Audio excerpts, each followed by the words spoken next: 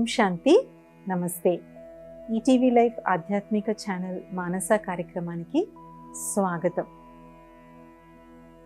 శ్రీమద్ భగవద్గీతలో అర్జునుడికి భగవంతుడు ఆత్మజ్ఞానం ఇచ్చిన తర్వాతే అర్జునుడి యొక్క కన్ఫ్యూజన్ ఏదైతే డైలమాస్ ఏవైతే ఉన్నాయో, చాలా డైలమాస్ ఉన్నాయి. ముందంతా అర్జున విషాద యోగంలో అంత డైలమా. అర్జునుడికి నేను ఎందుకు ఇది చేయాలి, వాట్ ఈజ్ మై పర్పస్, వీళ్ళని అందరినీ సంహరించి నేను ఏం చేస్తాను, పైగా వీళ్ళు ఏమన్నా పరాయి వాళ్ళ అని చాలా డైలమాస్ ఉండి, ఆ డైలమా మధ్యలో తన కర్తవ్యాన్ని మర్చిపోయాడు. తన యొక్క రెస్పాన్సిబిలిటీ, ఏ వీరుడికి లేనన్నటువంటి ధనుర్బాణాలు కానీ వరాలు కానీ అర్జునుడికి దేవతలు ఇచ్చారు. అవన్నీ ఎందుకు ఇచ్చారు? బికాస్ అర్జునుడికి ఒక చాలా గొప్ప కర్తవ్యం చేయవలసినటువంటి రెస్పాన్సిబిలిటీ అర్జునుడి మీద ఉంది. బట్ ఎప్పుడైతే అందరినీ చూశాడో ఆ విషయం మర్చిపోయాడు. అప్పుడు పరమాత్ముడు అర్జునుడికి ఇచ్చినటువంటి మొట్టమొదటి జ్ఞానమే ఆత్మజ్ఞానం. ఆత్మజ్ఞానం అంతా కంప్లీట్గా అర్థమైన తర్వాత, కర్మజ్ఞానం కూడా అర్థమైన తర్వాత అప్పుడు స్వయం యొక్క పరిచయం ఇచ్చాడు భగవంతుడు. సో ఆధ్యాత్మికతలో ఫస్ట్ ఉండవలసినటువంటి జ్ఞానమే ఆత్మజ్ఞానం. మనం యోగాల్లో 4 రకాల యోగాల గురించి చెప్పుకున్నాం. జ్ఞానయోగం, భక్తి యోగం, కర్మయోగం, రాజయోగం. రాజయోగం అనేటువంటిది ఈ 3 యోగాల యొక్క సమ్మేళనం, కంబైన్డ్ ఫామ్. కాబట్టి మొట్టమొదటి యోగం ఏదైతే జ్ఞాన యోగం అనేటువంటిది ఏదైతే ఉందో అది స్వయం యొక్క జ్ఞానం. అందుకే అంటారు, ఎవరైతే హూ యామ్ ఐ, నేను ఎవరిని అనేటువంటి ప్రశ్నకు సమాధానం తెచ్చుకోగలుగుతారో వారికి ఆధ్యాత్మికత అర్థమైనట్టు అనేసి. కాబట్టి ఆత్మజ్ఞానము అంటే మనకి బేసిక్ నాలెడ్జ్ ఉంది. ఆత్మ అనేటువంటిది దేహాన్ని నడిపించే శక్తి, బ్రుకుటి మధ్యలో ఉంటుంది, జ్యోతి స్వరూపంగా ఉంటుంది. ప్రకృతి దాన్ని ఏమీ చేయలేవు, ఏ విధమైనటువంటి ఆర్మ్స్ కానీ వెపనరీ కానీ దాన్ని ఏమీ చేయలేవు. ఇలాంటి నాలెడ్జ్ ఉంది మనకందరికీ. అది కొంత భాగం. కానీ అసలు ఆత్మ ఈ దేహాన్ని ఎలా నడిపిస్తుంది? How does it make this body work? అయితే ఆత్మ ఒక దేహం వదిలేసిన తర్వాత అనేక జన్మల యొక్క పాత్ర దాంట్లో ఇమిడి ఉంటుంది. ఇది చాలా అర్థం చేసుకోవాల్సినటువంటి రహస్యం. ఈ అనేక జన్మల యొక్క పాత్ర ఎలాగైతే చూడండి, టేప్ రికార్డర్లో పాట తర్వాత పాట, పాట తర్వాత పాట ఆటోమేటిక్గా వచ్చేస్తుంది, చివరి వరకు వెళ్ళిపోతుంది tape. In the same way ఆత్మలో కూడా ఈ జన్మ తర్వాత ఈ జన్మ, ఈ జన్మ తర్వాత ఈ జన్మ, ఈ జన్మ తర్వాత ఈ జన్మ అనేటువంటి ఒక టేప్ ఉంటుంది. ఆ టేప్ అనుసారంగా అది వెళ్ళి జన్మ తీసుకుంటుంది. కాబట్టి ఆత్మ లాంటి ఫాస్ట్ రాకెట్ మనిషి అసలు క్రియేట్ చేయలేడు. ఎందుకంటే అది చైతన్యమైనటువంటి శక్తి. It is the actual energy. ఆత్మను మనం స్టార్ అంటాము, డైమండ్, వీటన్నిటితో పోలుస్తాం. కానీ basically what is a soul? It's a powerful energy. ఇప్పుడు రేడియేషన్ ఉంటుంది. రేడియేషన్ తాలూకు ప్రభావం చాలా దూరం వెళ్తుంది. అటామిక్ బాంబు తాలూకు ప్రభావం చాలా దూరం వెళ్తుంది. కానీ దాని మధ్యలో ఉండే యురేనియం కోర్ చాలా చిన్నది ఉంటుంది, కోర్. కాబట్టి ఏది ఎంత సూక్ష్మంగా ఉంటే దాని ప్రభావం అంత ఎక్కువగా ఉంటుంది. కాబట్టి ఆత్మ అనేటువంటిది బ్రుకుటి మధ్య ఉంటూ అది ఎక్కడ ఉంటుంది? బ్రెయిన్లో ఉంటుంది. బ్రెయిన్లో కూడా ఎక్కడ ఉంటుంది అంటే హైపోథాలమస్ అండ్ పిట్యూటరీ గ్లాండ్ మధ్యలో ఉంటుంది. ఎందుకంటే ఈ హైపోథాలమస్ అండ్ పిట్యూటరీ గ్లాండే మన శరీరంలో ఉన్నటువంటి వెరీ వెరీ ఇంపార్టెంట్ ఫంక్షన్స్ని, మన ఫీలింగ్స్ని, మన ఎమోషన్స్ని అంతా కంట్రోల్ చేసేటువంటి ఈ 2 glands hypothalamus and pituitary gland. So ఆత్మ అక్కడ నివసిస్తుంది. చాలామంది ఆత్మ గుండెలో ఉంది అనుకుంటారు. కానీ గుండె మార్పిడి ఆపరేషన్లు ఎన్ని చేస్తున్నారు? ఒక గుండె తీసేసి ఇంకో గుండె పెడుతున్నారు. హృదయం అనేటువంటిది వేరు, గుండె అనేటువంటిది వేరు. కానీ తలకాయ లేని వ్యక్తి ఎక్కడన్నా ఉంటాడా? చెవులు లేని వాళ్ళు ఉంటారు, ముక్కు లేని వాళ్ళు ఉంటారు, ఇలా ఏదన్నా లేకపోయినాడు. కానీ శిరస్సు నుంచి ఈ భాగం లేనివాడు. అలాగే మన భారతదేశంలో ఏవైతే మన యోగ శాస్త్రంలో ఏవైతే 7 చక్రాల గురించి చెప్పడం జరిగిందో అందులో ఆజ్ఞా చక్రం ఏదైతే ఆత్మస్థానం ఉందో అది ఇక్కడ చెప్పడం జరిగింది. దానికన్నా పైన సహస్రార చక్రం ఇక్కడ. ఈ సహస్రార చక్రం గుండానే మనం పరమాత్మతో కనెక్షన్ పెట్టుకోగలం. It is like a portal, it is like a door. అలాగే మనం బొట్టు పెట్టుకున్నా ఎక్కడ పెట్టుకుంటాం, ఇక్కడ పెట్టుకుంటాం. అలాగే యోగ సాధకులు కూడా ప్రాచీన కాలంలో ఋషీశ్వరులు, మునీశ్వరులు కూడా ఎక్కడ యోగ సాధన చేసేవారు? ఎప్పుడు ఇక్కడ చూపెడతారు. రైట్? సో ఆత్మ అనేటువంటిది ఇక్కడ ఉంటూ ఏవైతే దాంట్లో సంస్కారాలు ఉన్నాయో ఆ సంస్కారాల అనుసారంగా అది పాత్ర నటిస్తూ ఉంటుంది. స్త్రీ దేహం తీసుకుంటే స్త్రీ సంస్కారం ఎమర్జ్ అవుతుంది. ఆత్మకి స్త్రీ పురుషుడు అనే భేదం ఏమీ ఉండదు. It is neither male Nar female. ఎందుకంటే అది ప్రకృతికి అతీతమైనటువంటిది. స్త్రీ సంస్కారాలు ఉంటాయి, పురుష సంస్కారాలు కూడా ఉంటాయి. కాబట్టి స్త్రీ దేహంలోకి ప్రవేశించినప్పుడు ఆ యొక్క సంస్కారం బయటపడుతుంది, పురుష శరీరంలో ప్రవేశించినప్పుడు పురుష సంస్కారం బయటపడుతుంది. కాబట్టి రెండు సంస్కారాలు కూడా ఆత్మలో కలిసి నడుస్తాయి. ఈ సంస్కారం ఏదైతే ఉందో దాని అనుసారంగానే మనసు ఆలోచిస్తుంది, బుద్ధి నిర్ణయం తీసుకుంటుంది. మనసు ఆలోచించి బుద్ధి నిర్ణయం తీసుకుంది, ఇంద్రియాలలో కర్మ రూపంలో వస్తుంది. అయితే ఇది ఎందుకు ఈ నాలెడ్జ్ తెలుసుకోవాలి? మీరు అనొచ్చు, దీనివల్ల మాకు ఉపయోగం ఏముందండి? హాయిగా ఉన్నాము, ఊపిరి పీల్చుకుంటున్నాం, మా కాళ్ళు చేతులు ఆడుతున్నాయి, మా పని చేసుకుంటున్నాం కదా, ఇదంతా మాకు ఎందుకు తెలియాలి అని. ఎందుకు తెలియాలి అంటే ఎంతవరకు అయితే మనం ఈ జ్ఞానం తెలుసుకోలేమో అంతవరకు మన యొక్క సంస్కారాలను కానీ మన యొక్క ఇంద్రియాలను కానీ మనం జయించలేము. వేటినైతే మనం వదిలేయాలనుకుంటున్నామో, ఏదైతే మనం సాధించాలి అనుకుంటున్నామో అవి వదలాలి అంటే ముందు ఈ దేహంపై విజయాన్ని మనం సాధించాలి. ఈ ఇంద్రియాలపై విజయం, సంస్కారంపై విజయం పొందాలి అంటే ఆత్మజ్ఞానం చాలా చాలా ముఖ్యం. ఆత్మజ్ఞానం లేకపోయినట్లయితే ఇంద్రియాల మీద మనం విజయం పొందలేం. ఎందుకు? ఆత్మకు అనేక జన్మలు తీసుకుంటూ దాని యొక్క అస్తిత్వమే అది మర్చిపోయి ఐఎమ్ దిస్ బాడీ, ఐఎమ్ పలానా, ఐఎమ్ సో అండ్ సో, ఇది నా పదవి, ఇది నా హోదా, దీంట్లో పడిపోయిన కారణంగా ఏమవుతుంది అంటే వాటికి మనం బానిసలాగా తయారైపోతుంది. ఆర్టిఫిషియల్ ఐడెంటిటీనే నా ఐడెంటిటీ అనుకున్న కారణంగా ఏమవుతుంది? గవర్నమెంట్ వారు కూడా చూడండి, నకిలీ నోట్లు దొరుకుతాయి. ఆ నకిలీ నోట్లు ఎంత యాక్యురేట్గా ఉంటాయంటే తప్ప మామూలుగా మనకు చూస్తే తెలియవు. ఇన్ ద సేమ్ వే నేను ఆత్మను, నేను ఒక చైతన్య శక్తిని అనే జ్ఞానం ఎంత కనుమరుగైపోయిందంటే అది ఇప్పుడు చూద్దామన్నా లేదు. ఏవైతే ఈ కృత్రిమ ఐడెంటిటీస్ ఉన్నాయో అవే నేను అని వాటిని పట్టుకున్న కారణంగా వాటిని ప్రొటెక్ట్ చేసుకోవడానికి, వాటి గొప్పతనం చూపెట్టుకోవడానికి మనం రకరకాల మార్గాలని ఎంచుకుంటూ ఉంటాం. సో ఆధ్యాత్మికత ఏం చెప్తుందంటే నీకు ఈ ఐడెంటిటీస్ అన్నీ ఉండొచ్చు. దీని గురించి ఒక ఋషీశ్వరుడు కథ చెప్పడం జరుగుతుందన్నమాట.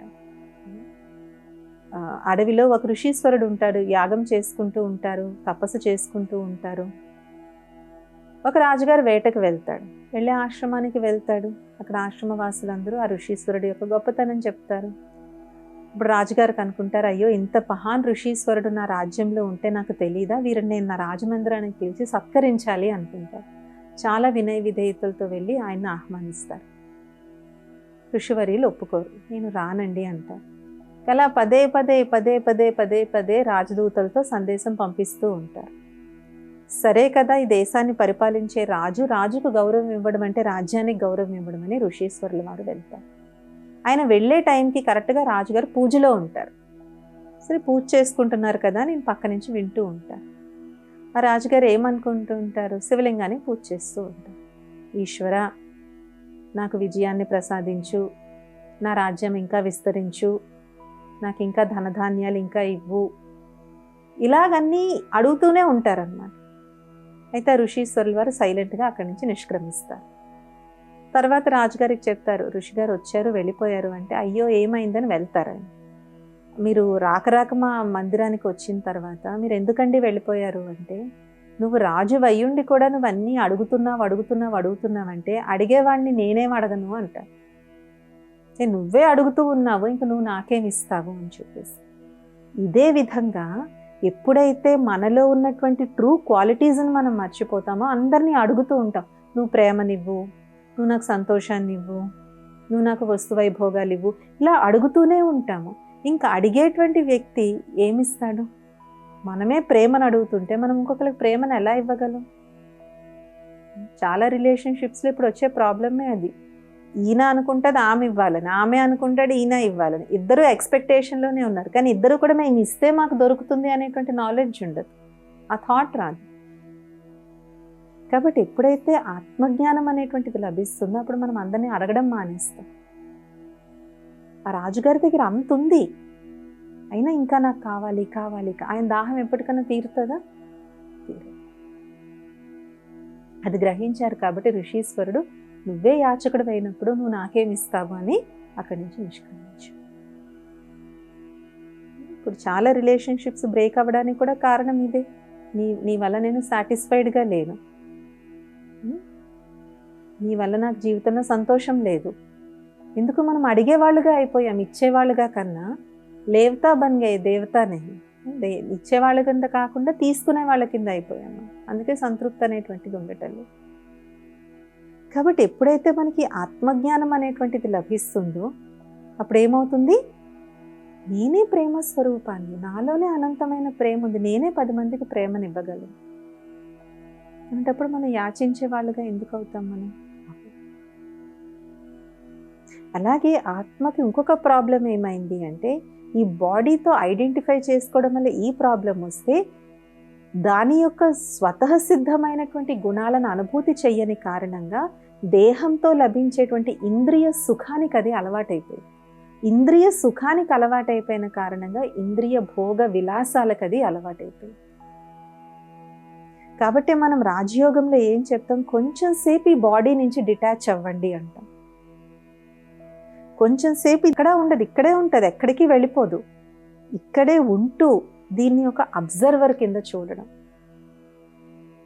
ఈ చెయ్యి ఎవరిది? నాది, ఇది నేను కాదు. ఈ నాలిక ఎవరిది? నాది, నేను కాదు. కాబట్టి ఈ నాలిక మీద నేను ఇవే తినాలి, ఇదే తినాలనేటువంటి రుచి నాకెందుకు? కాబట్టి ఇలాగ ప్రతి ఇంద్రియాన్ని ఒక డిటాచ్డ్ అబ్జర్వర్గా మనం చూస్తున్నప్పుడు ఆ ఇంద్రియం మీద ఉన్నటువంటి మోహం, ఆ ఇంద్రియ సుఖం మీద ఉన్నటువంటి ఆ అట్రాక్షన్ ఏదైతే ఉందో, ఆకర్షణ ఏదైతే ఉందో అది మెల్లమెల్లగా తగ్గుతూ ఉంటుంది. నేను యజమానిని, మై ఆత్మ మాలిక్ హూ. గుల్జార్ దాది గారు ఎప్పుడు అనేవారు, అందరూ నా మనస్సు అని అంటారు కానీ నేను మనస్సు అని అంటారు కదా. మరి నా మనస్సు అన్నప్పుడు అది నాది, నాది అన్న వ్యక్తి యజమాని కదా. ఇది నా పెన్ను అని అన్నాము అంటే ఏంటి? నేను ఈ పెన్నుకి యజమానిని అని అర్థం.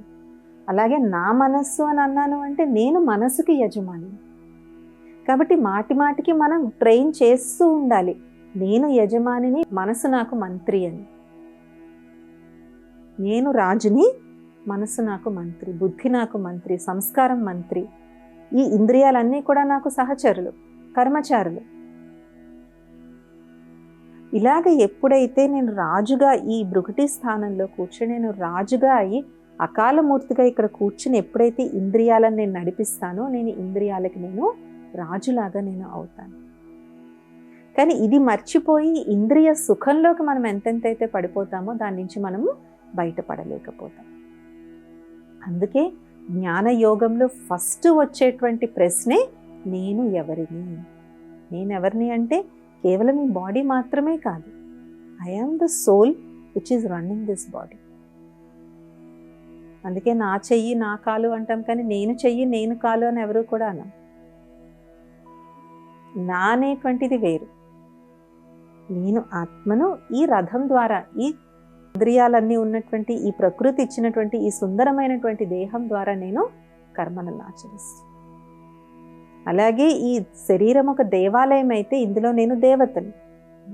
దేవతలకు మనం ఎలాంటి ఆహార పానీయాలు పెడతాం? ఇంత స్వచ్ఛమైన ఆహార పానీయాలు పెడతాం కదా. అలాగే నేను దేవతను కూడా అలాంటి స్వచ్ఛమైన ఆహార పానీయాలని నేను స్వీకరించాలి. Not for the pleasure of the tongue. ప్లెజర్కి ఒకటి ఉంటుంది. ప్లెజర్కి ఆనందానికి తేడా ఏంటి అంటే భోగానికి ఆనందానికి తేడా ఏంటి అంటే, ఎప్పుడైతే దేనివల్ల అయితే మనకి ప్లెజర్ వస్తుందో, ఇవాళ భోగం వస్తుందో, దానివల్ల రేపు దుఃఖం కూడా వస్తుంది. ఇవాళ గులాబ్ జామున్ తినడం చాలా బాగుంటుంది. మనం డయాగ్నోస్టిక్ సెంటర్కి వెళ్ళి షుగర్ టెస్ట్ చేయించుకున్నప్పుడు దుఃఖం వస్తుంది. కానీ దేంట్లో అయితే ఆనందం ఉంటుందో ఆనందానికి పర్యాయపదం ఏమీ లేదు. మీరు ఎప్పుడన్నా ఆలోచించినట్లు, ఇంకా సుఖానికైనా దుఃఖం ఉంది, కానీ ఆనందానికి ఏముంది? లేదు. Because it is a constant state. అందుకనే స్వాములు, ఋషులు, మునులు కూడా చివరిలో ఆనందాన్ని పెట్టుకుంటారు పేరు. కాబట్టి ఎప్పుడైతే సహజ సిద్ధంగా ఉన్నటువంటి ఆనంద స్థితిని మనం యోగా సాధనలో మనం అభ్యాసం చేస్తూ ఉంటామో, అప్పుడు మిగిలిన ఇంద్రియ సుఖాల వల్ల వచ్చేటువంటి భోగ విలాసాలు ఏవైతే ఉంటాయో అవి తగ్గిపోతూ ఉంటాయి. అప్పుడు మనం ఇంద్రియాల మీద మనం నిగ్రహం తెచ్చుకున్న వాళ్ళుగా మనం అవుతాం. అందుకనే యోగులు చూడని ఋషులు, మునులు తపస్సు చేస్తే జంతువులు కూడా మాట వినేవి. పులి కూడా కుక్కిన పేనులాగా పక్కన కొచ్చి కూర్చునేది. అంత పెద్ద సింహం కూడా ఎదురుగుండా కూర్చునేది. పాము, బుసకొట్టే పాము కూడా మెల్లగా వచ్చి ఉండేది. కాబట్టి ఈ ప్రకృతిని ఎవరైతే జయిస్తారో, అంటే దేహం అనే ప్రకృతిని ఎవరైతే జయిస్తారో వాళ్ళు స్థూల ప్రకృతిని కూడా వాళ్ళు జయించగలుగుతారు. అందుకే యాగాలు, యజ్ఞాలు ఋషులు, మునులే చేసేవారు. ఎందుకంటే వాళ్ళలో ఎంత తపశ్శక్తి ఉండేది అంటే వాళ్ళు యాగం చేస్తే ప్రకృతి కూడా వాళ్ళ యొక్క విన్నపాన్ని స్వీకరించేది. వర్షం పడాలంటే వర్షం పడేది, కరువు పోవాలంటే కరువు పోయేది, పంటలు పండాలి అంటే పంటలు పండేటువంటివి. ఎందుకంటే చేసేటువంటి వారిలో అంత తపశ్శక్తి, అంత ఇంద్రియ నిగ్రహం ఉండేటువంటిది. కాబట్టి ఈ ప్రకృతి, ఈ శరీరం అనేటువంటి ప్రకృతిని ఎవరైతే జయిస్తారో వాళ్ళు స్థూల ప్రకృతిని కూడా వాళ్ళు జయించగలుగుతారు. అబ్జర్వ్ చేయొచ్చు. మనం డేకి మనకి ఏదన్నా ఒక అర్జ్ వస్తుంది, ఒక డిజైర్ వస్తుంది, ఇది తప్పని నాకు తెలుస్తుంది. నాకు షుగర్ వాల్యూ 400 ఉంది, ఇప్పుడేమో నాకు షాప్కి వెళ్ళి గులాబ్ జామున్ కొనుక్కొని తినేయాలనిపిస్తుంది. ఇప్పుడు గుర్తు చేయాలి, నేను I'm the master. Tongue is not the master. నాలిక కాదు యజమాని, నేను యజమాని. నేను యజమాని, మాస్టర్ సర్వశక్తివంతుడు. సర్వశక్తివంతుడైన భగవంతుడి యొక్క సంతానాన్ని నేను మాస్టర్ సర్వశక్తివంతుడిని అనే ఆ పవర్ఫుల్ థాట్తో ఎప్పుడైతే మనం సంకల్పం చేస్తామో అప్పుడు నాలుక అనేటువంటి ఇంద్రియం మన కంట్రోల్లో ఉంటుంది. కాబట్టి ఈ విధంగా ఎప్పుడైతే ఆత్మజ్ఞానం అనేటువంటిది కంప్లీట్గా అర్థం చేసుకుని, అవగాహన చేసుకుని దాన్ని మన జీవితంలో మనం వినియోగిస్తామో అప్పుడు మనం క్షణికమైనటువంటి ఆవేశాలు, క్షణికమైనటువంటి భోగాల నుంచి మనం దూరంగా ఉండి ఒక నిజమైనటువంటి రాజయోగి కింద మనం అవుతామన్నమాట. కాబట్టి ఇది సాధనతో వచ్చేటువంటి విషయమే, కానీ సాధన చేయడానికి కూడా జ్ఞానం చాలా అవసరం. కాబట్టి ఈ సంపూర్ణ ఆత్మజ్ఞానం ఎప్పుడైతే మనకి లభిస్తుందో సాధనలో కూడా మనకి చాలా సులువవుతుంది. ఆత్మజ్ఞానం ఎప్పుడైతే మనకు కంప్లీట్గా అర్థమవుతుందో అప్పుడే మనకి పరమాత్ముడి యొక్క పరిచయం కూడా మనకు అర్థమవుతుంది. బికాజ్ పరమాత్ముడు ఎవరికి తండ్రి? దేహానికి కాదు కదా. దేహానికి తల్లిదండ్రులు వేరే ఉన్నారు. జన్మజన్మలుగా అనేక మంది తల్లిదండ్రులు మనకి లభించారు. కుటుంబంలో అందరూ నువ్వే తల్లి తండ్రివి అంటారు, అంతేకాని భార్య అత్త మామ అని, కొడుకేమో నువ్వు తాత మామ అని అనరు కదా. సో భగవంతుడు ఈ దేహానికి తండ్రి కదా, ఆత్మకు తండ్రి. కాబట్టి ఆత్మజ్ఞానం లేనంత వరకు పరమాత్మ తత్వం కూడా అర్థం కాదు. అందుకే స్వామి వివేకానంద కూడా సెల్ఫ్ మీద చాలా ఇంపార్టెన్స్ ఇచ్చారు. సెల్ఫ్, స్వయం అర్థం కాకపోతే భగవంతుడు కూడా అర్థం కాదు, నీకు ధర్మం కూడా అర్థం కాదు అని స్వామి వివేకానంద వారు చెప్పారన్నమాట. అలాగే కర్మ యోగంలో కూడా జ్ఞానయోగం ఉంది. కర్మ చేసేటువంటిది ఎవరు? దేహం కాదు కదా. దేహం చేస్తుంది, బట్ చేయించే శక్తి ఇక్కడ ఉంది. ఎలాగైతే మన దగ్గర పెద్ద మెషిన్ ఉంది, ఆ మెషిన్లో అన్ని లీవర్స్ ఉన్నాయి, నట్లు బోల్ట్లు అన్నీ ఉన్నాయి, కానీ బేసిక్లీ ఎలక్ట్రిసిటీ ఆన్ చేయాలి. దానికి ఎలక్ట్రిసిటీ ఆన్ చేయకపోతే అన్ని ఉన్నా సరే అది పనిచేయదు. అలాగే కర్మ చేసేటువంటిది దేహమే, కానీ చేయించేటువంటిది ఆత్మ. నేను ఆత్మని దేహం ద్వారా కర్మ చేయిస్తున్నాను అనేటువంటి భావనతో కర్మ చేయడమే కర్మ యోగిలాగా అయ్యి కర్మ చేయడం. ఆత్మిక భావనతో మనం కర్మ చేస్తాం కాబట్టి వికర్మలు చేయకుండా మనం శ్రేష్టమైన సుకర్మలు మనం చేయడానికి ఆస్కారం ఉంటుంది. అందుకనే భగవద్గీత ఎంత కరెక్ట్ ఆర్డర్లో ఉందంటే ముందు ఆత్మజ్ఞానం ఉంది, తర్వాత కర్మయోగం ఉంది. అందుకే మాటికి చెప్పారు, చేయడం వరకే నీ చేతిలో ఉంది, దాని రిజల్ట్ నీ చేతిలో లేదు. బికాజ్ ఇవాల్టి సక్సెస్ ఇవాళ మనం చేసే పని బట్టే ఉండదు, ముందున్న బ్యాలెన్స్ అంతా ఉంటుంది. ఇవాళ నేను ₹1,00,00,000 డిపాజిట్ చేశాను కాబట్టి నా బ్యాంక్ బ్యాలెన్స్ ₹1,00,00,000 చూపెట్టాలంటే చూపెడుతుందా? చూపెట్టదు. ముందున్న అప్పులన్నీ మైనస్ చేసాకే ఇవాళ బ్యాలెన్స్ మనకు కనపడుతుంది. అంతేకాని క్యాషియర్తో నేను 1 కోటి జమ చేశాను, నాకు 1 కోటి ఎందుకు కనిపించట్లేదంటే ఆయన ఏమంటాడు, బాబు ముందు మీకు 2 కోట్ల అప్పు ఉంది, ఆ 2 కోట్ల అప్పు ఈ 1 కోటి రూపాయలు మింగేసింది అని. అదే విధంగా ఇవాళ నేను చాలా కష్టపడుతున్నాను కాబట్టి నాకు ఇవాళ సక్సెస్ వచ్చేయాలనుకుంటే రాదు. ముందు చేసుకున్న ఎన్నో కర్మల తాలూకు ఫలితం కూడా సెట్ అయితేనే ఇవాళ మనకి సక్సెస్ వస్తుంది. ఇది చాలా పెద్ద ఫిలాసఫీ, కర్మ ఫిలాసఫీలో. అందుకే పాస్ట్ అనేటువంటిది కూడా మన వర్తమానాన్ని చాలా ప్రభావితం చేస్తుంది. సో ఆత్మజ్ఞానం ఉండడం వల్ల మనం ఒక కర్మయోగి జీవితాన్ని కూడా మనం జీవించగలుగుతాము.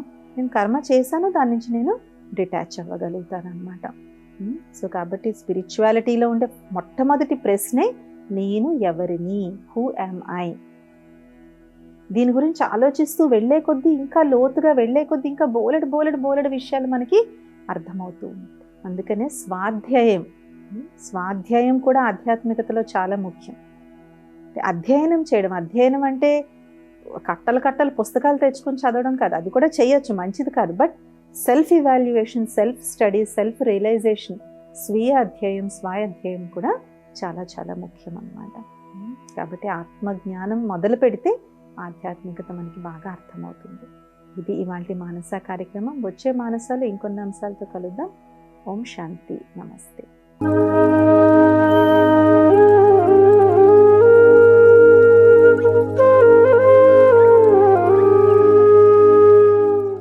ఈ కార్యక్రమాన్ని తిరిగి చూడాలనుకుంటే www.youtube.com/@ETV Life Spiritual లో చూడవచ్చు.